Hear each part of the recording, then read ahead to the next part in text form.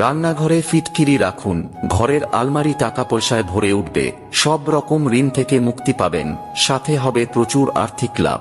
সঠিক নিয়মটি কি সেটা জানার আগে যারা মন থেকে বিশ্বাস করেন বিপদে পড়লে রক্ষা করবেন প্রভু শ্রীরাম, তারা লাইক করে কমেন্টে জয় শ্রীরাম লিখে দিন। বাস্তুশাস্ত্রের নিয়ম অনুসারে ফিটকিরিকে বাস্তুর ত্রুটি দূর করতে ব্যবহার করা হয়।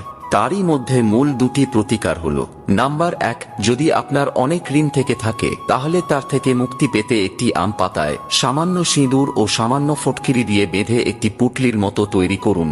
তারপর সন্ধ্যায় সকলের নজরের আড়ালে সেটিকে কোনো অশ্বত্থ গাছের নিচে মাটিতে পুঁতে দিন। এই প্রতিকারটি ক্রমাগত 3 বুধবার করতে পারলে এর কৌশলে আপনার সমস্ত ঋণ মুছে যাবে। নাম্বার 2, একটি কালো কাপড়ে সামান্য ফিটকিরি বেঁধে ব্যবসা বা দোকানের প্রধান প্রবেশদ্বারে ঝুলিয়ে রাখলে মা লক্ষ্মী সর্বদা সেই স্থানেই সহায় থাকেন, ফলে সেখানে ধন সম্পদের বৃষ্টি হয়।